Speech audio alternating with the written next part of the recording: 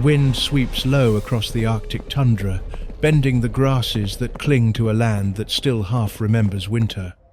From above, the earth appears endless, a vast mosaic of moss, stone, and thawing rivers braided like silver veins across the permafrost.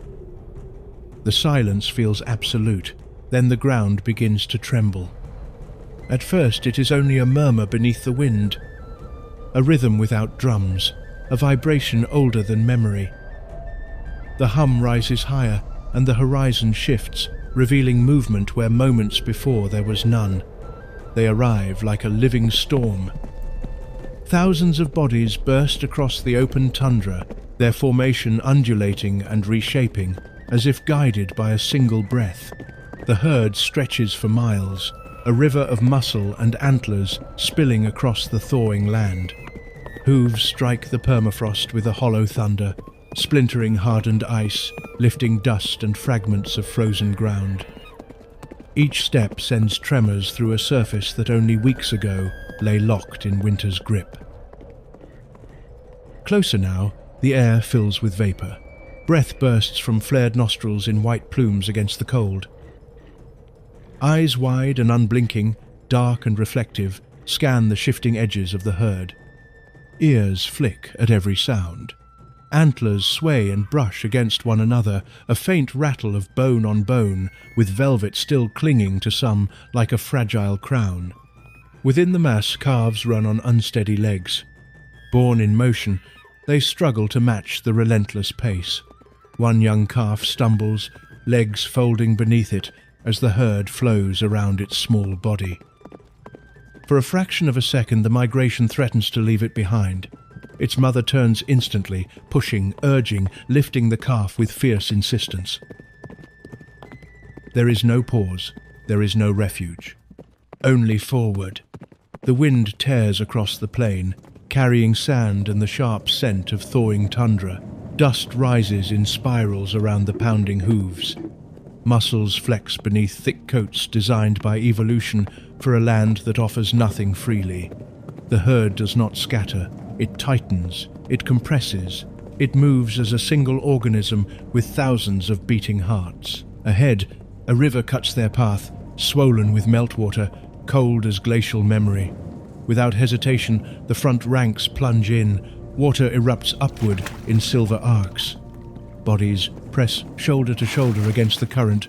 Calves are lifted, held, pushed forward by sheer force of numbers. The surface churns with antlers, backs, and shining eyes. This is not chaos. It is precision born of necessity.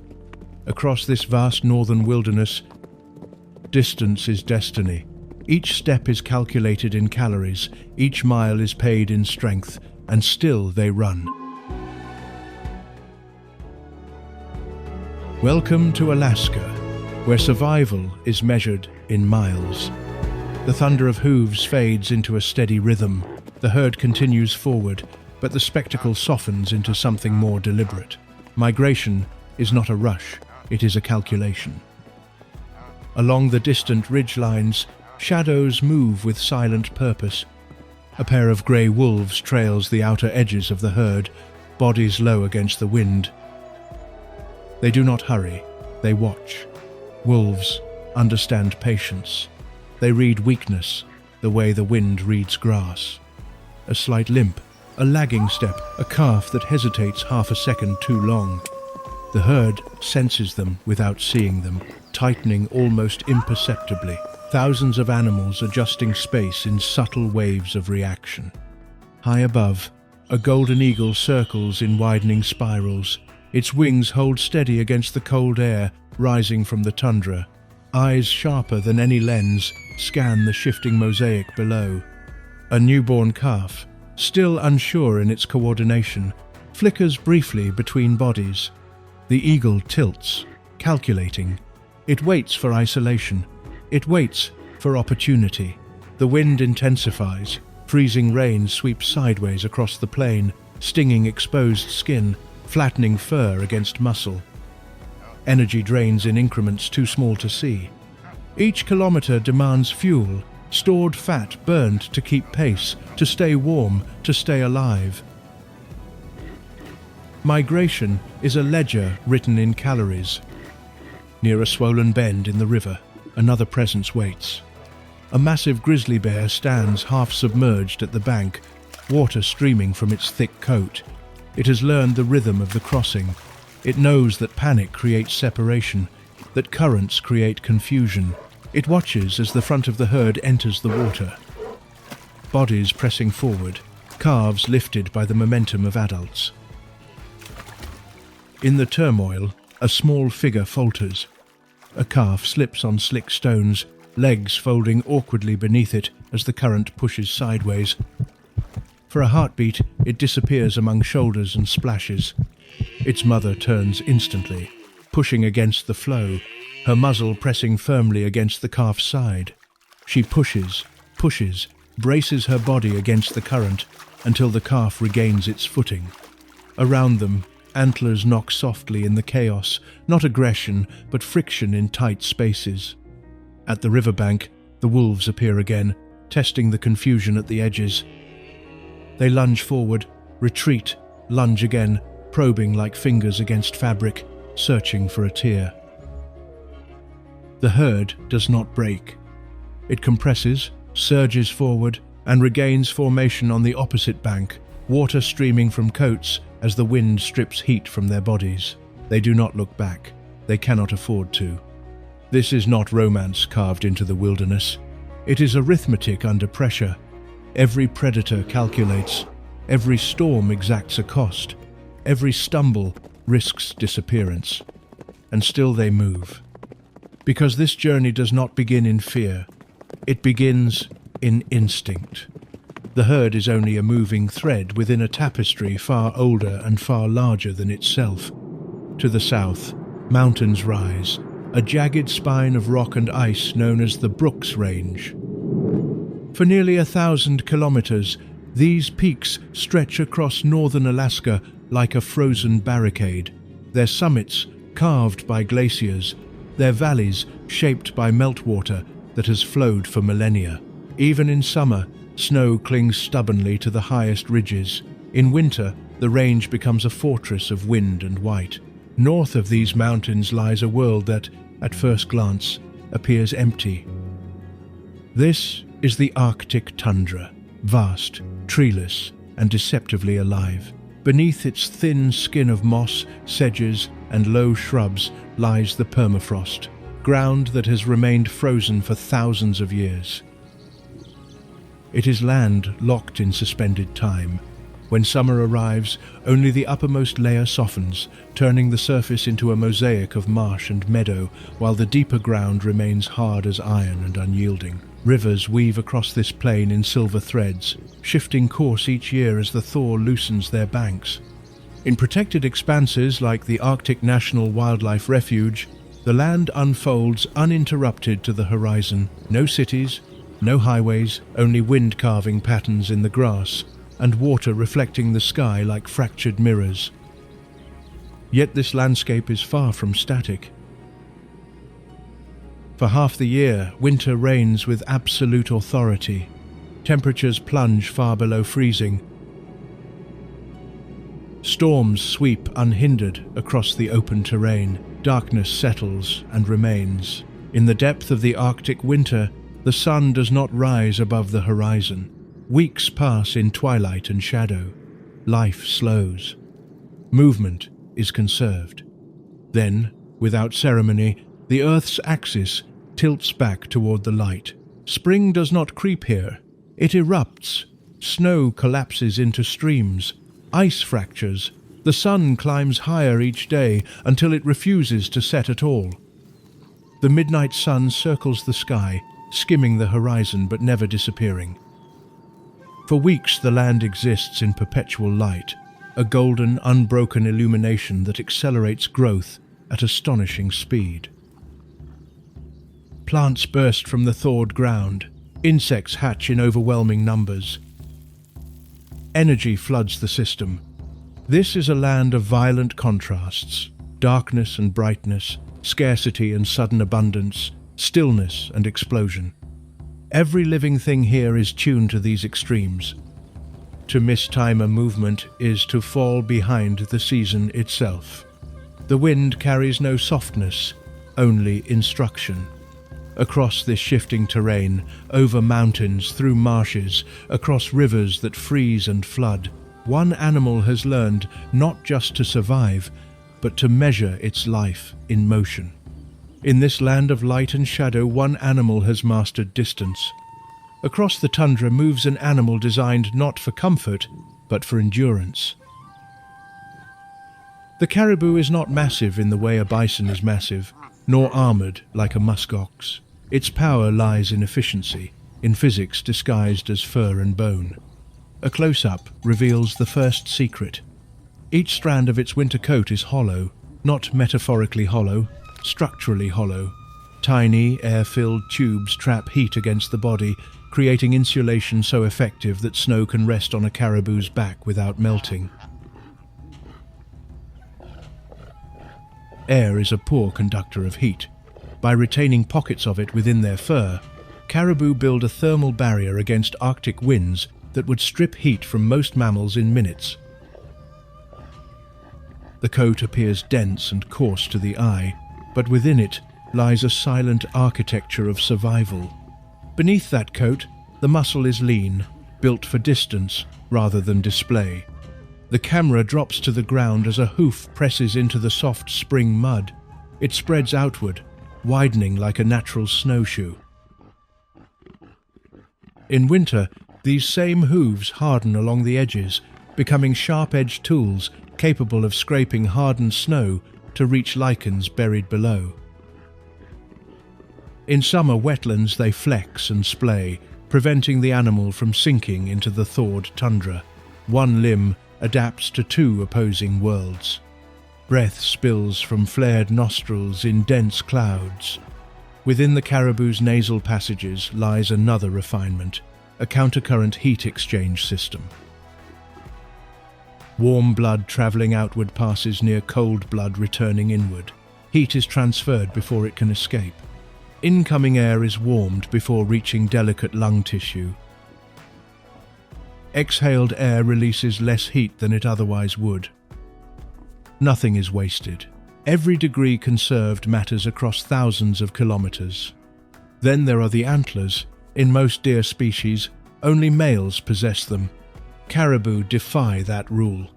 Both males and females grow antlers, an evolutionary rarity shaped by competition in a landscape where resources are scarce and timing is everything. During autumn, males clash in displays of strength, antlers locking with a sharp, resonant crack. In spring, females retain theirs longer, using them to defend feeding space when they are pregnant and vulnerable. A close lens captures velvet peeling from a growing antler, threads of tissue hanging briefly before falling away. Blood once flowed through that velvet to fuel rapid growth. Now the bone hardens, polished and lethal. As the seasons change, so does the coat. The pale, insulating winter layer gives way to a shorter, darker summer coat, better suited to heat and movement. The transformation is not cosmetic. It is calibration. Every feature, coat, hoof, lung, antler, speaks to a single biological mandate: move and keep moving. This is not an animal built for spectacle. It is a biomechanical marvel shaped by ice, distance, and the arithmetic of survival. From a distance, the migration looks like chaos. Up close, it behaves like intelligence. Some herds number in the tens of thousands. Among the largest is the porcupine caribou herd, a population that can exceed 100,000 animals in a single moving body. When they travel, the tundra does not merely hold them, it disappears beneath them. Aerial shots reveal the pattern. The herd stretches through valleys, spills over ridges, and compresses into dense clusters at river crossings. Individuals weave through gaps with astonishing precision, adjusting pace and direction without collisions. There is no visible leader from above, no single commander dictating movement. And yet the mass shifts, as if it shares a nervous system. This is the power of the swarm. Predators struggle to isolate a target when the landscape itself seems to move. Wolves, attempting to flank the edge, find that the boundary constantly reshapes. One calf drifts outward. A dozen adults subtly adjust, tightening formation.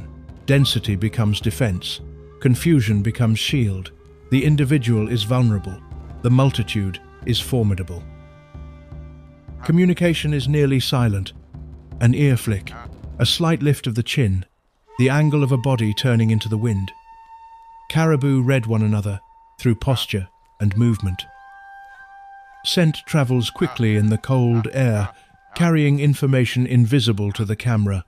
Hormones signal reproductive timing.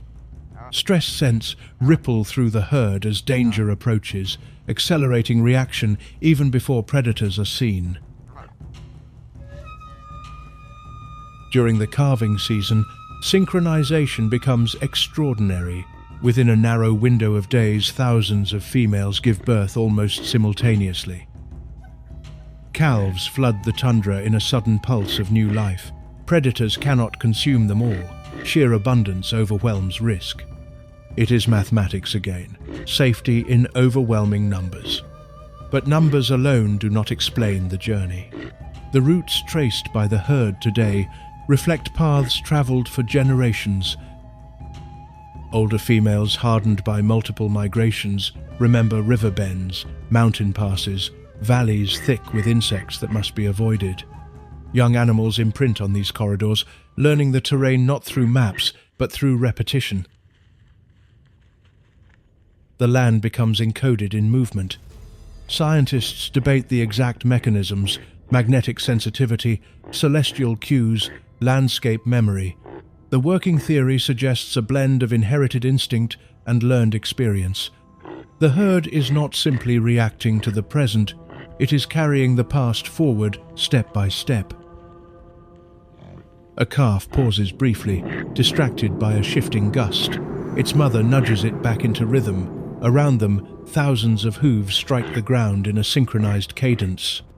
The sound is steady, deliberate, almost meditative. Collective intelligence here is not a conscious strategy. It is an emergent order, complexity arising from simple rules repeated across vast numbers. And yet, for all its coordination, the herd cannot command the seasons. But even instinct must wait for the thaw, before the rivers swell, before the calves rise on unsteady legs, before the tundra bursts into green.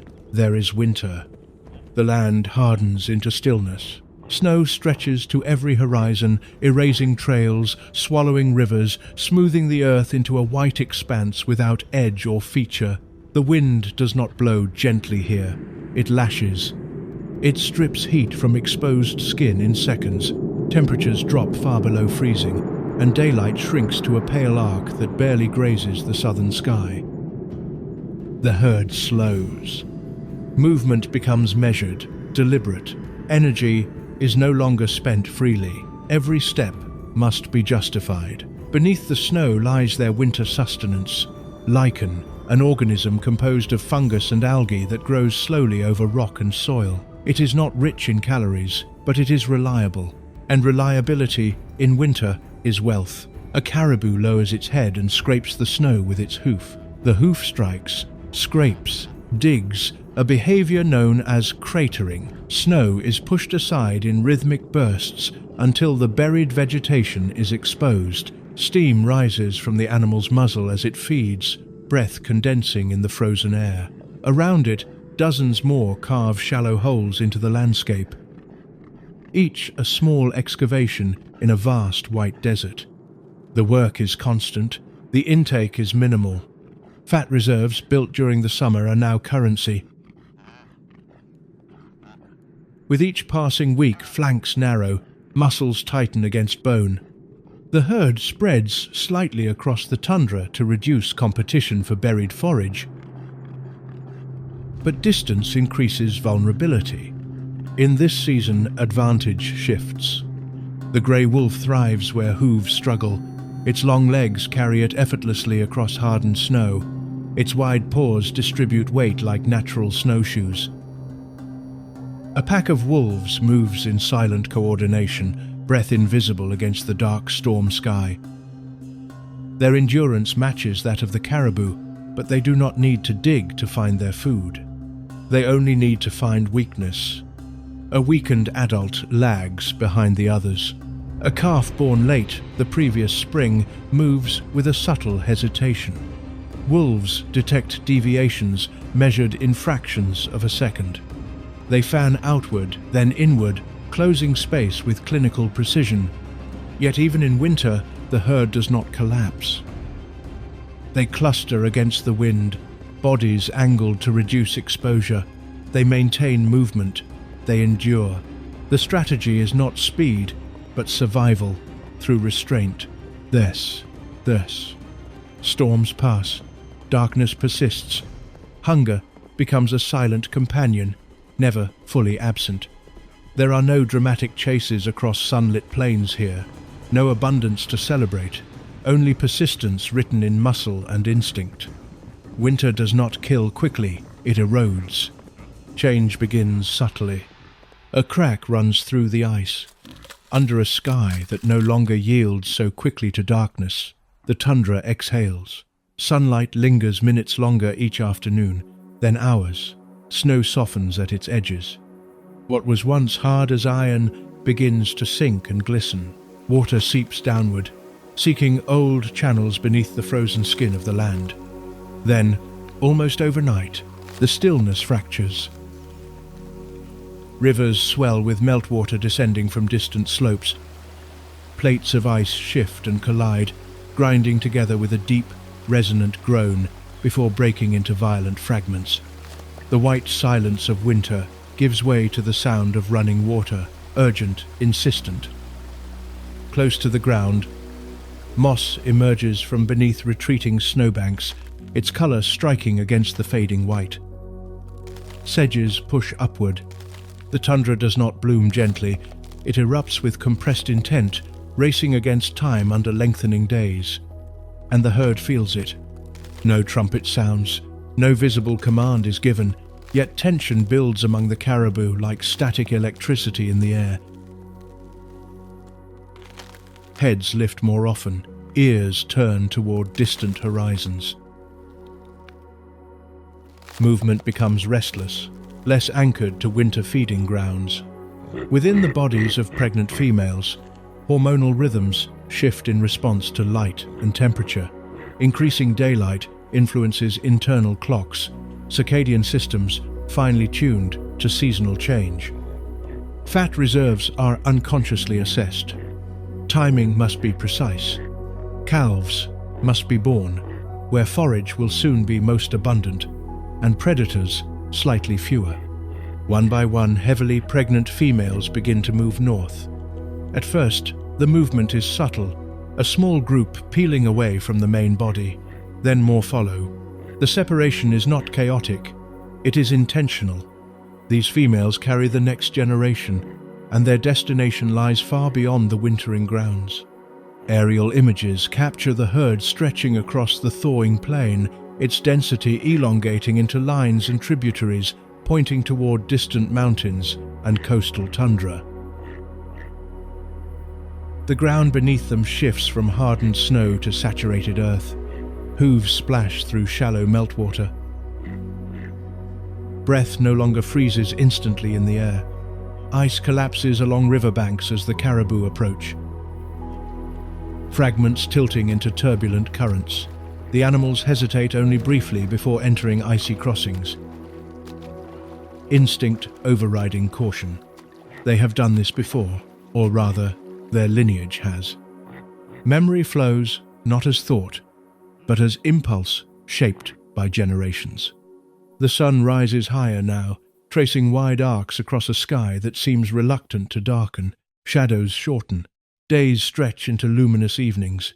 The Arctic awakens in acceleration. Among the herd, unborn calves move within their mothers, carried toward a landscape they have never seen but are already destined to reach. Migration is underway. The journey begins not with a signal, but with a direction. Migration does not go unnoticed. As the herd stretches across the tundra, shadows lengthen beside it, not cast by clouds, but by hunters. Along a ridge, a pack of wolves moves parallel to the caribou's advance. Their pace is effortless, energy conserved in long, economical strides. They do not charge blindly into the mass. They observe. Wolves understand that migration creates opportunity. Fatigue accumulates. Calves are born. Rivers separate the strong from those who struggle. From the wolves' perspective, the herd is not a spectacle. It is a shifting perimeter of possibility. They test the edges. A young caribou drifts slightly from formation, distracted by uneven ground. A wolf leans inward, subtle and precise. Immediately, the adults close ranks, antlers lowering, bodies turning in unison. The formation tightens. The message is clear. Not today. The wolves withdraw, patient. The migration is long. There will be another opportunity. Farther north, near a river swollen with meltwater, a different predator waits. A massive grizzly bear stands knee-deep in the current, head low, nostrils flared. Spring is lean for bears emerging from hibernation. Fat reserves have diminished. Muscles, once powerful, are rebuilding. Migration offers protein at precisely the right time. The bear watches as pregnant females and newborn calves enter the crossing. Water presses against fragile legs. A calf stumbles. For an instant, it loses balance. The bear moves with explosive speed. Water splashes. The herd surges in panic, splitting and reforming in seconds. Mothers vocalize, low, urgent grunts, pushing calves toward deeper safety within the group. Sometimes the bear succeeds. Sometimes the density of bodies denies access. Either way, the lesson is the same. Vulnerability concentrates in moments of transition. Above it all, the sky carries its own predator. A golden eagle rides thermal currents rising from the thawing ground. Its wings barely move, yet it covers immense distances. From hundreds of meters above, the eagle detects subtle irregularities in herd movement, a lagging calf, a brief separation between mother and young. The eagle folds its wings and descends in a silent, lethal arc. Most attempts fail. The density of the herd protects the young, but migration produces numbers, and numbers guarantee exposure. For predators, the strategy is not certainty, it is repetition. On the ground, the herd continues its advance. Hooves strike the earth in unison, calves grow stronger with each kilometer, mothers remain hyper-alert, lifting their heads at the slightest change in the wind.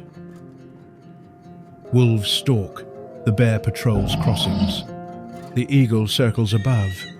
This is not cruelty, it is calibration. Predator and prey are bound in a system older than memory, each movement shaping the other. As the tundra awakens, so too does the choreography of pursuit. And still, the herd does not stop. The river does not negotiate. It cuts across the migratory route like a sheet of moving ice, wide, swollen, and furious with meltwater from distant mountains. Snowfields have surrendered all at once. Tributaries have merged into a single force. What weeks ago was a frozen highway is now a turbulent barrier. The herd gathers at the bank. From above, the drone reveals the scale. Thousands pressing toward a narrowing strip of shore, bodies compressing into nervous waves. Steam rises from flared nostrils, ears flick. Calves press against their mother's flanks. The current roars loudly enough to drown out the sound of hooves. Then the first animal enters. Water strikes its chest, surging white around its shoulders. The current pushes sideways, testing balance. Within seconds, dozens follow. Hesitation would only deepen the congestion. Momentum becomes strategy. The surface erupts in motion. Antlers slice through spray. Backs vanish and reappear between waves. Calves, smaller and lighter, lose footing almost immediately. Some swim instinctively, legs moving in a frantic rhythm. Others are swept sideways, spinning in the current like driftwood. A mother lunges after her calf, pushing against the torrent. Her body becomes a barrier, angling to shield the smaller form. She pushes, braces, advances. The river takes no side. On the opposite bank, a shadow waits. A massive form moves along the gravel, a grizzly bear positioned where the exhausted will emerge. The bear understands the hydraulics. It knows the strongest animals cross first, while the fatigued struggle at the edges. It remains still until chaos delivers an opportunity within reach. A calf loses footing on submerged stones and disappears beneath the surface. For an instant, only bubbles mark its position. It re-emerges downstream, eyes wide, legs searching for contact that does not exist. The herd cannot return, the current forbids it. From the sky, the drone captures pure disorder, white water boiling with movement, bodies colliding, antlers clashing, not in combat but in desperate proximity. The river seems alive with antlered heads and bright eyes. And yet, within the chaos, there is direction. One by one, animals manage to gain footing on the far bank. They climb upward in dripping waves, shaking water from their coats as wind strips heat from their bodies. Calves collapse briefly on the gravel, sides heaving, before being pushed to stand again. There is no time for recovery. Some do not rise. The river carries them away, indifferent, folding loss into its relentless flow. The herd does not stop to count. This crossing is not an anomaly. It is a threshold repeated throughout the migration, a test that measures strength, timing, and luck. Water separates the living from the lost with ruthless efficiency. But beyond the rivers, the nursery. Beyond the last river, the land opens into something vast and level, a horizon so wide it seems to curve with the curvature of the earth. This is the Arctic coastal plain.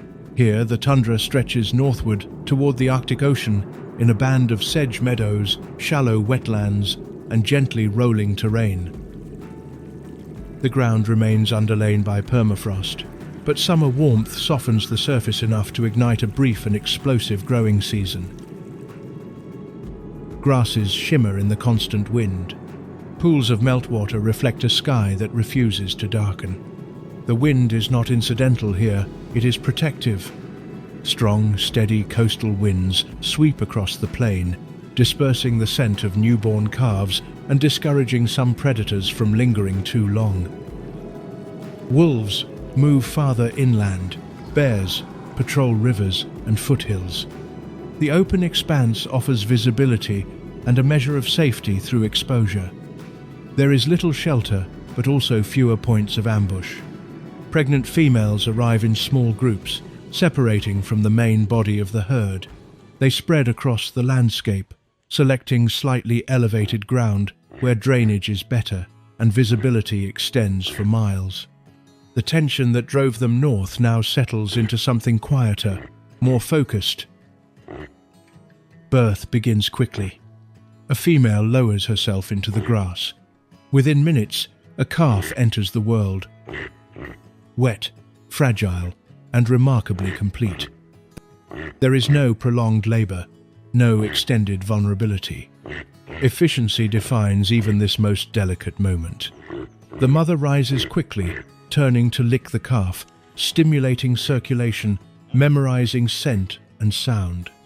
The calf's legs tremble as it attempts its first movements. Instinct overrides hesitation. Within half an hour, sometimes less, it struggles to stand.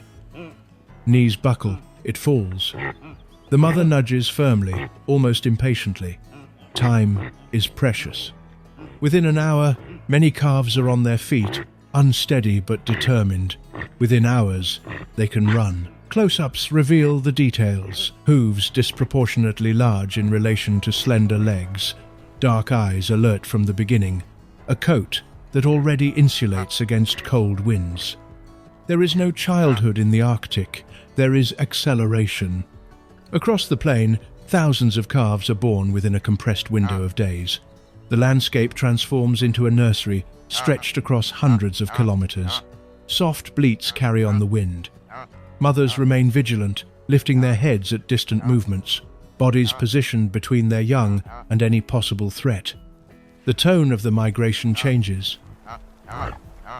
Where the rivers demanded brute endurance, the calving grounds demand vigilance and care. Fragility exists here, undeniable, exposed, but it is accompanied by astonishing preparedness. Life on this edge is not quiet, it is immediate. And under the endless Arctic light, hope rises on unsteady legs and begins to move. The Arctic summer brings more than grass and light. It brings wings. As temperatures rise and standing water warms beneath the midnight sun, the tundra produces a second migration, smaller, airborne, relentless. Mosquitoes emerge from thawed pools in numbers so vast they blur the horizon into a shifting haze. What at first appears to be drifting smoke is alive. They descend in clouds. Caribou lift their heads sharply, nostrils flared. Close up, the soft tissue inside the nose vibrates as insects swarm toward moisture and heat. Dark specks gather at the corners of the eyes. Ears flick in rapid succession. The sound becomes audible, a high, constant whine layered over the wind. Then the warble flies arrive. Unlike mosquitoes, they do not seek only blood. They seek implantation. A female warble fly darts toward a caribou's flank, depositing eggs in the fur. When the larvae hatch, they burrow beneath the skin, forming painful swellings that will feed and mature for months. The attack is brief but consequential. The irritation persists long after the insect has disappeared. The herd reacts as a unit. Bodies draw closer, compressing into dense groups. Heads tilt inward. Antlers interlock not in combat but in defense. Outer animals absorb most of the swarm, while those within gain momentary relief. Skin ripples visibly along the flanks as muscles contract to dislodge biting insects. Tails swish in tight arcs. Hooves strike the ground rhythmically. The harassment is constant. Caribou burst into sudden runs, not from predators but from pressure. They run toward higher ground where the wind blows stronger, where air currents thin the swarm. Drone footage captures lines of animals climbing hills in urgent waves, breath labored, insects trailing them like smoke. Each burst of speed costs energy. Fat reserves, carefully accumulated during summer feeding, begin to deplete faster than planned. Grazing time is interrupted. Instead of feeding steadily, animals lift their heads repeatedly, shifting position, shaking, moving. The cumulative effect is subtle but profound. Calories lost to movement cannot be replaced if feeding is too frequently disrupted. A calf attempts to nurse, only to jerk its head away as mosquitoes cluster around its muzzle. The mother angles her body into the wind, shielding the calf as best she can. Even here, in the season of growth, stress cuts across the landscape. Abundance is never simple. The same thaw that nourishes grasses also fuels explosions of insects. The same warmth that accelerates plant growth accelerates larval development. The system does not prioritize comfort, it balances through tension. Beneath a sky that never darkens, the herd continues moving between feeding areas and windy ridges, negotiating relief in brief increments. Nostrils flare, skin ripples. Hooves strike upward in search of air that offers temporary mercy. Even abundance has a cost. Summer in Alaska does not arrive quietly. It bursts across the tundra in a brief and luminous surge. Where winter imposed austerity, summer paints with saturation. The ground softens and erupts in green, moisture-laden sedges, dwarf willows unfurling delicate leaves, wildflowers scattering colour across low hills like brushstrokes. From above, the landscape transforms into a mosaic of wetlands and meadows, stitched together by winding streams that reflect the unbroken sky. The sun refuses to leave. It circles the horizon in a slow arc, dipping low but never disappearing. Shadows stretch long and golden, then shorten again, without darkness ever taking hold. The rhythm of night dissolves. Time seems suspended in light. For the caribou, this is the season of restoration. Heads lower into dense vegetation. Mouths steadily pull nutrient-rich growth loaded with proteins and minerals. These plants have grown rapidly during weeks of continuous light, compressing months of growth into a fleeting window.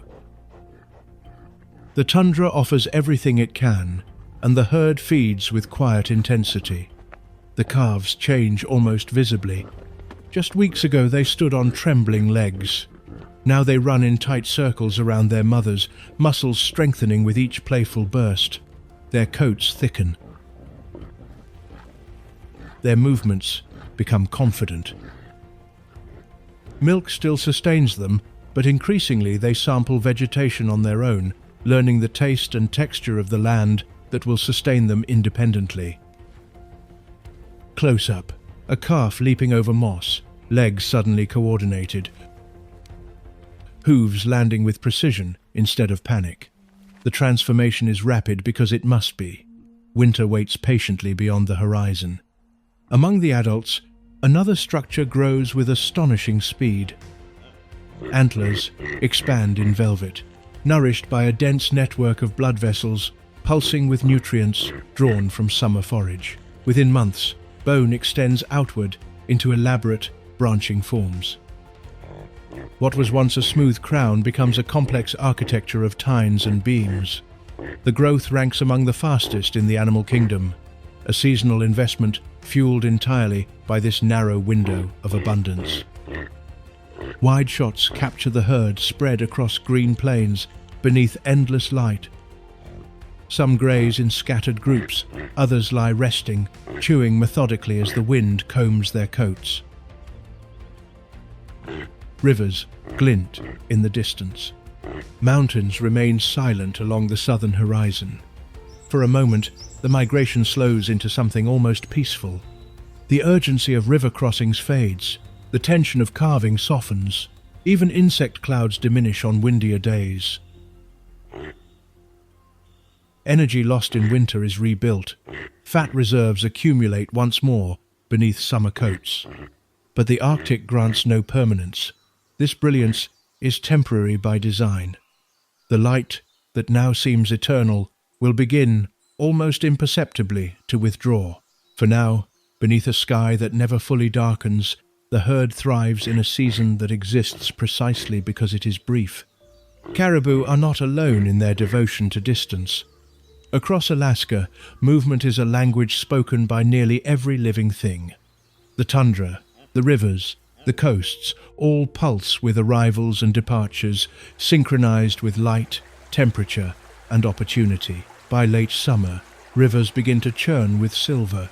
Salmon return from the open Pacific, bodies marked by ocean currents, driven by an internal compass that guides them back to the very streams where they were born. They push upstream in gleaming masses, leaping against rapids, advancing with astonishing determination. Bears line the banks. Eagles gather overhead. Rivers become corridors of muscle and instinct, linking ocean to mountain in a single exhausting ascent. Above those rivers, another traveler passes almost unnoticed.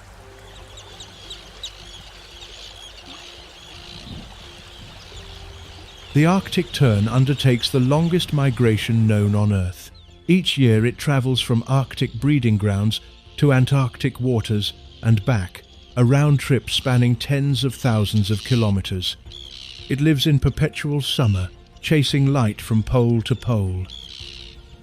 Against Alaska's vast sky, its wings trace a path that connects hemispheres. On land, the giants of the boreal forest also shift their positions. Moose move seasonally between wetlands and higher ground, following the growth of aquatic plants in summer and retreating to forest cover in winter. Massive yet deliberate, they wade through vegetation-choked ponds, curling their lips to strip leaves from submerged stems. When snow deepens, they seek shelter among trees where wind is broken and forage remains accessible.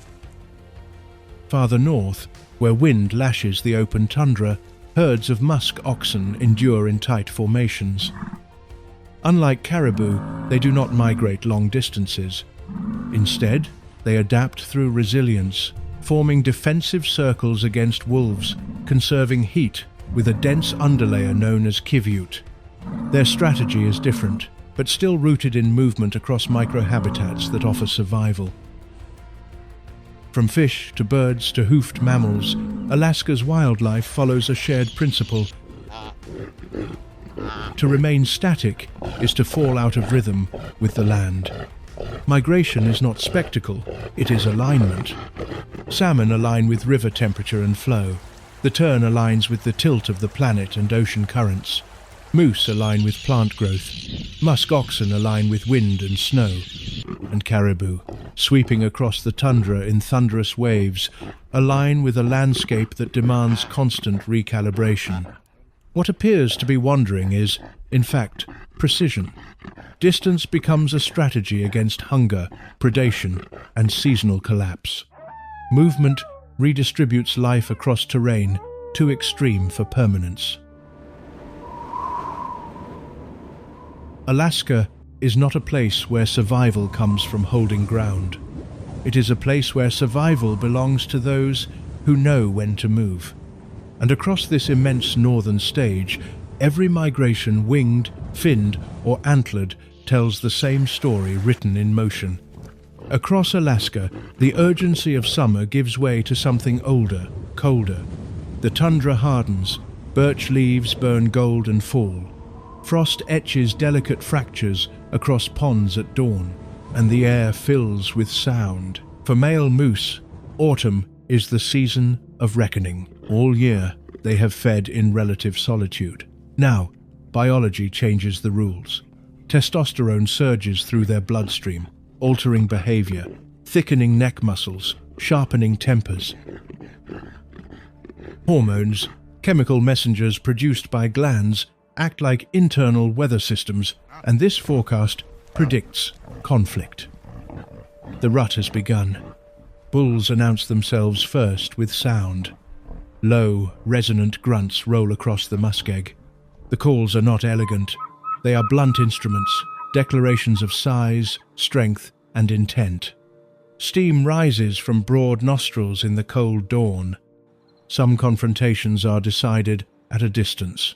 One bull assesses another and chooses to withdraw. Energy conserved is extended survival.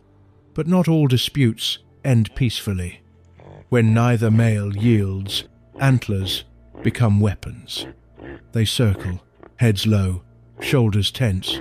Then the collision, bone against bone with a crack like splitting wood. Antlers lock, muscles strain, hooves churn the mud into a dark spray. It is not rage, it is calculation. The largest antlers do not guarantee victory. Leverage matters. Endurance matters. A slip can mean a punctured flank or a broken tine. Most fights end before a catastrophic injury. The loser separates, withdraws, disappears into the brush with dignity, bruised but body intact. The victor remains trembling, sides heaving, breath steaming in the air. Nearby, the females watch. Females are selective. They assess not only aggression, but endurance. A bull that can withstand multiple challenges without collapsing signals genetic resilience. The rut is brutal, but it is precise. Natural selection is rarely sentimental. The calves, born in spring, now stand taller beside their mother's flanks. Their legs are stronger, their coats thicker. They observe the chaos with silent absorption. The lessons are not spoken. Strength has seasons. Survival has stages. Moose are not the only ones drawn into the intensity of autumn. Across the open tundra, musk ox bulls collide with heavy foreheads instead of antlers. The impact reverberates through their skulls, built like battering rams for this very purpose. Evolution has engineered helmets out of bone. The landscape itself feels charged. Cold air carries scent farther. Frost stiffens the grasses under hoof. Ravens gather, patient witnesses to any miscalculation. And yet, even in violence, there is restraint. The rut is not mindless combat, it is ritualized competition. Energy is too precious in a land racing toward winter to waste recklessly. In a few weeks, the frenzy will fade. Testosterone levels will drop. Bulls will shed the weight they cannot afford to carry into deep snow. The antlers, which grew so impressively through summer, will eventually fall, their purpose fulfilled. Autumn in Alaska is not gentle. It is decisive. Breath hangs in the air like a visible pulse. Antlers lock. The ground absorbs the thunder of hooves. In the north, survival does not belong only to the fast or the strong. It belongs to those who endure the season that tests them and enter winter having proven they can. The first hard frost does not announce itself loudly. It arrives during the night. The grasses that stood flexible in September now bend beneath a brittle glaze. Ponds seal at the edges. Each dawn lingers longer in blue shadow before yielding to a pale sun that never climbs as high as before. Vegetation begins its retreat. Leaves surrender their chlorophyll, the green pigment that captures sunlight for photosynthesis, and reveal the golds and reds that were there all along. Then they fall. Moss stiffens. Lichens grow crisp underfoot. Food does not vanish overnight. It withdraws, and the herds feel it. Caribou lift their heads more often now. Pauses in feeding lengthen between bites. Females gather calves closer. Bulls, thinner after the rut, move with less arrogance and more calculation. There is no assembly. No leader raises a signal flag. Yet the herd reorganizes. Loose summer groupings tighten into directional bands. Individuals shift toward familiar corridors opened by previous generations. The paths are not etched only into the ground, they are etched into memory, routes passed on not by instruction but by repetition. Migration is not a spontaneous decision, it is a physiological response to environmental cues. Decreasing daylight alters hormone levels, falling temperatures change forage quality. Body condition shifts the balance between staying and leaving. The equation tilts. They begin to move south. At first, the movement is subtle, a steady drift rather than a dramatic exodus. Hooves press into frost-silvered ground. Calves, born only months ago, now keep pace without faltering. What was fragile now endures. Rivers that were obstacles in spring are now lower, easier to ford.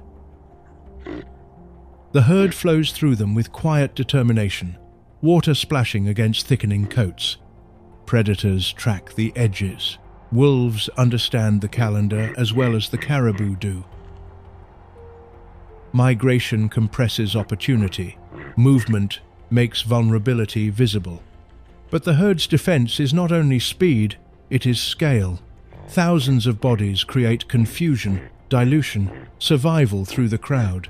Above, the sky begins its own reorganization. Snow clouds gather over distant mountain passes. The wind sharpens.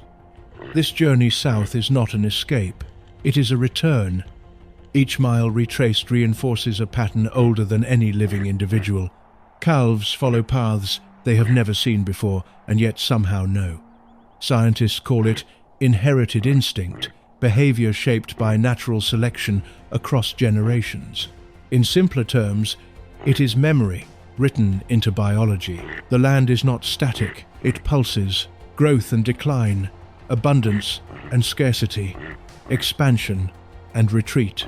Migration is the hinge between them. Soon, snow will cover the tundra completely. The north will harden into a landscape of white and silence. But for now, there is movement, constant, deliberate, cyclical. They walk because their ancestors walked. They turn south because the frost has always returned, and when spring comes again, they will turn north once more, completing a circle that has no true beginning or final end. In Alaska, survival is not a straight line. It is a rhythm. But how does a herd cross hundreds of miles of tundra without a map? Well, we are still figuring that out. Migration appears effortless from a distance, a flowing line through valleys, a deliberate turn along a river bend. But beneath that movement lies one of biology's quiet mysteries. One working theory focuses on the Earth's magnetic field. The planet is wrapped in an invisible magnetic network, generated by the movement of molten iron in its core. Some animals, such as certain birds and sea turtles, are known to detect subtle variations in that field. Scientists call this magnetoreception. Evidence for caribou specifically remains incomplete, but given how many species use magnetic cues, it remains a plausible hypothesis. If caribou can perceive magnetic gradients, even faintly, it would provide them with a large-scale orientation system, a kind of biological compass, not GPS precision. More like north feels this way. But magnetism alone cannot explain the precision of their routes. Landscape memory plays a major role. Behavioral ecology, the study of how behavior interacts with the environment, shows that migration routes are remarkably consistent across generations. Caribou return to specific river crossings, mountain passes, calving grounds. These are not random choices. They are efficient pathways shaped by terrain, forage quality, predator pressure, and climate patterns. Older individuals remember. Females, especially, act as cultural anchors. Calves follow their mothers during their first migration. They learn river depths. They learn where wind leaves snow thinner in winter. They learn where wolves tend to wait. Over time, what begins as following becomes knowledge. This is generational learning, not through language but through repetition. Biologists sometimes refer to it as cultural transmission in animals. Not culture in the human sense of art or philosophy, but shared behavioral knowledge passed socially rather than genetically. Wind adds another layer. In the open tundra, scent travels far. Caribou possess a keen sense of smell.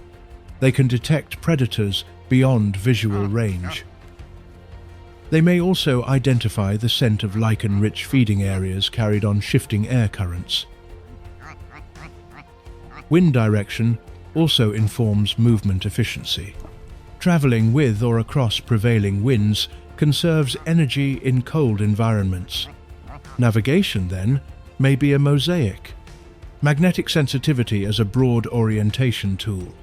Topographic memory for fine-scale precision. Social learning to reinforce successful routes. Olfactory and wind cues for immediate adjustments. No single mechanism needs to do all the work. And animals do not need to consciously understand any of this. Natural selection shapes behaviors that increase survival and reproduction. If a migration route leads to higher calf survival, that route persists. If a route fails repeatedly, it fades from the population's collective behavior. Instinct is not mystical. It is accumulated success. And yet, there is still wonder in it. A calf born in spring can stand, months later, in a white expanse and turn, unerringly, toward a wintering ground it has never seen beneath the snow.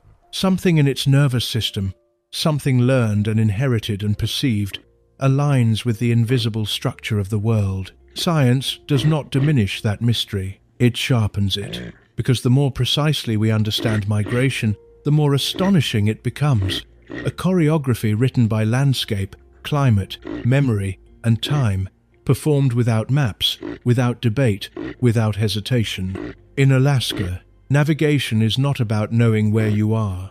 It is about belonging to a pattern older than any individual life. From a distance, the tundra appears unbroken.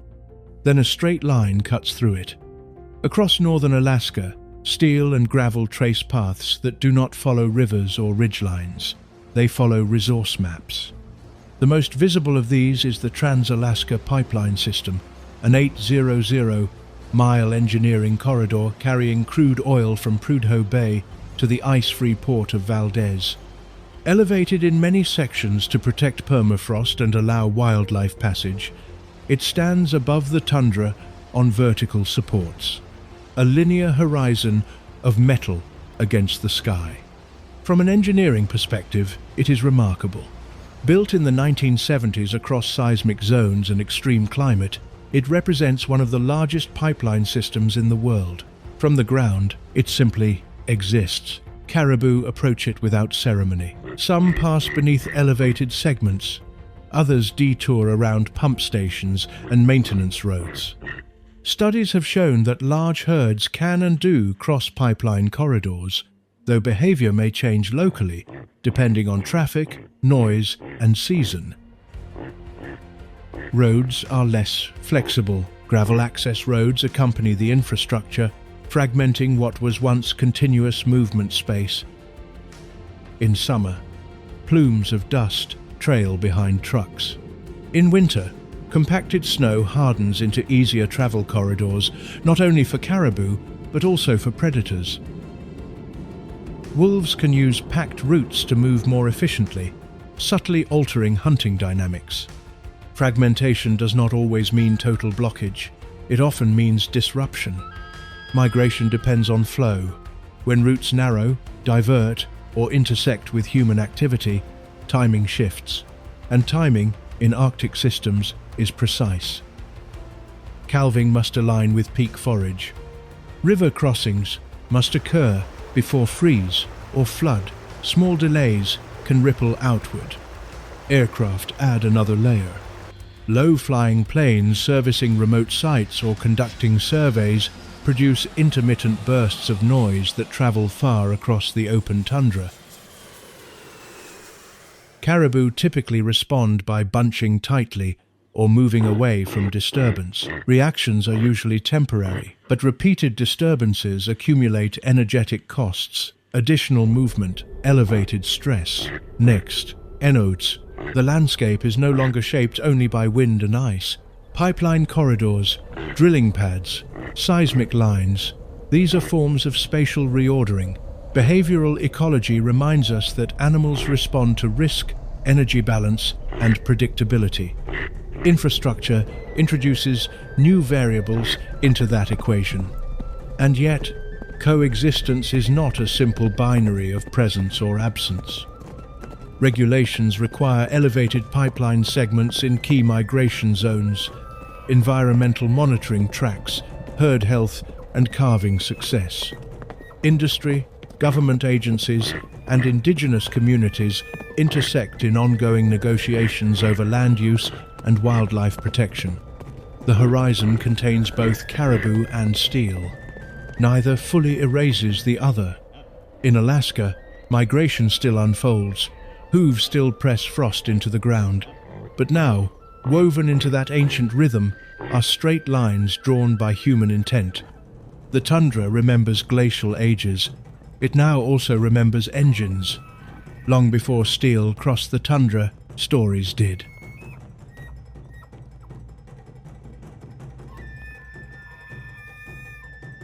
For the Gwich'in, caribou are not simply wildlife. They are relatives in survival. The Gwich'in people live across northeastern Alaska and northwestern Canada, in villages situated along rivers and migration corridors. For generations, the movement of caribou has structured seasonal rhythms. When to travel, when to prepare, when to gather. Subsistence hunting is not recreational, it is nutritional, practical, communal. Caribou provide meat rich in protein and iron. Hides become clothing capable of withstanding Arctic cold. Bones and antlers are shaped into tools. Nothing is wasted, because waste in the north brings consequences. But the dependence is not merely material. Caribou hold spiritual significance within Gwich'in culture. Oral histories describe a deep connection between the people and the herd, an understanding that human survival and caribou survival are intertwined. Some Gwich'in refer to the coastal plain of the Arctic National Wildlife Refuge as the sacred place where life begins, recognizing its importance as a calving ground. Knowledge of migratory routes is not stored in databases. It is carried in memory, in narrative, in repeated observation over entire lifetimes. Elders recount when rivers freeze later than they used to. Hunters notice subtle changes in timing, when the herd arrives earlier or stays longer. The texture of the snow, wind patterns, the thickness of the ice, these are read not as abstract data points, but as lived indicators. Western science calls this longitudinal ecological observation over long time scales. Indigenous knowledge systems have practiced it for centuries. The distinction is methodological, not intellectual. Where satellite collars track herd movement through GPS signals, Gwich'in hunters track movement through accumulated familiarity. Where biologists analyze forage biomass, local observers note the density of lichen under their feet. Both are forms of evidence. Both arise from attention. Coexistence here is not passive. Hunting practices are guided by moderation and respect. Harvest levels fluctuate with herd size. Sharing networks distribute meat within communities. Survival in Arctic conditions has always required balance, taking enough, never too much. Migration, then, is not only an ecological event, it is a cultural axis. When caribou change their routes, communities feel it immediately. A delayed migration can mean scarcer winter reserves. A shift in calving success alters long-term expectations. And yet, adaptation is also part of this relationship. The Gwich'in have navigated climate changes, resource pressures, and political negotiations while maintaining continuity of knowledge. Stories continue to be told, skills continue to be taught. Children still learn to read the snow and the sky. The tundra holds more than animals and infrastructure. It holds memory, human and caribou braided together. In Alaska, coexistence is not an abstract concept debated in distant rooms. It is lived on frozen ground, where migration is both a biological phenomenon and a thread connecting generations across time.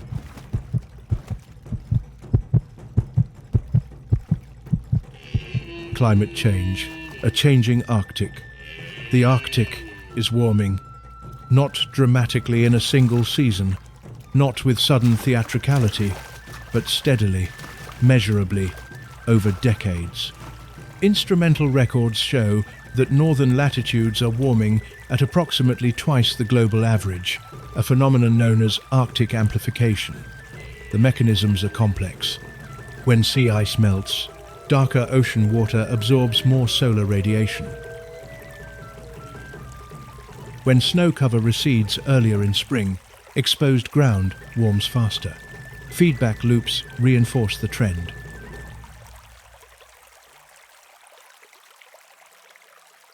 On land, one of the most significant changes involves permafrost. Permafrost is ground that has remained frozen for at least 2 consecutive years, often much longer. In parts of Alaska, it has persisted since the last ice age. As temperatures rise, this frozen layer thaws. The ground subsides. Wetlands form where solid terrain once held firm. Elsewhere, drainage increases, drying out surface vegetation. For migratory herds, subtle terrain changes matter. Routes shaped over generations can become uneven, waterlogged, or unpredictable. Vegetation is also changing. Warmer temperatures lengthen the growing season. Shrubs expand into areas once dominated by low tundra plants. This shrubification alters forage composition. Some changes may temporarily increase food availability, others may reduce access to preferred lichen species on which caribou depend in winter. Climate change does not operate in isolation, it alters timing. An increasingly documented phenomenon is rain-on-snow events. Instead of light snowfall, autumn or winter storms bring rain that then refreezes. The result is a hard ice crust that seals vegetation underneath. Caribou, adapted to dig through soft snow, struggle against solid layers of ice. In severe years, this can reduce feeding efficiency and increase energy expenditure. Calving grounds face particular sensitivity. On Alaska's coastal plain, the brief window between snowmelt and the peak of insect season is finely tuned. Females arrive to give birth when forage is emerging and predators are relatively dispersed. If spring arrives earlier or storms intensify unpredictably, the timing between plant growth and calving can shift. Ecologists call this phenological mismatch, when biological events are no longer aligned with environmental conditions. The consequences are still being studied. Some herds show resilience, others fluctuate. Wildlife populations naturally rise and fall over decades, making it difficult to separate long-term climate influence from cyclical dynamics. The Arctic is not static. It has always oscillated between colder and warmer periods. What is different now is the speed of change. The system is adjusting, but adjustment takes time. Migratory routes, calving timing, vegetation patterns, these evolved within relatively stable climatic bands. Rapid changes compress the window for adaptation. Yet uncertainty remains. Ecosystems are not fragile glass. They are dynamic networks. Species adapt, behavior changes, new equilibria emerge. Scientists continue monitoring herd health, forage quality, permafrost depth, and climate variability, gathering data year after year. The Arctic is changing. How migration will fully respond is still unfolding. In the north, the ground is softening, the seasons are shifting, and the rhythm of movement continues, perhaps altered, but not yet silenced. The future here is not written in ice, it is written in movement. Distance has always protected Alaska. Vastness has been its silent defense, long uninterrupted migrations, calving grounds shielded by remoteness, climate acting as a natural guardian. That distance is shrinking. Conservation protections exist across large portions of northern Alaska. Federal wildlife refuges, designated wilderness areas, and lands co-managed with indigenous communities create legal boundaries around critical habitats. Wildlife corridors, stretches of landscape intended to remain passable for migratory species, are increasingly recognized as essential infrastructure in their own right. At the same time, oil exploration remains part of Alaska's economic landscape. Debates over development in sensitive areas continue in legislative chambers and courts. Energy independence, local employment, ecological risk, each argument carries weight. None exists in isolation. Policy now extends beyond state borders. Arctic nations meet through forums such as the Arctic Council to address shipping routes, environmental monitoring, and climate response. As sea ice retreats, global interest in northern resources and transit corridors grows. The Arctic is no longer peripheral, it is geopolitical. The question is not whether humans will remain here. We already are. The question is how presence is structured, where roads are drawn, which corridors remain open, how migration is valued in decisions made far from the tundra wind. In Alaska, survival has never belonged to the strongest. It has belonged to the most resilient. And as the tundra warms and roads extend deeper into the silence, resilience may soon be demanded of more than just the caribou. But what do you think?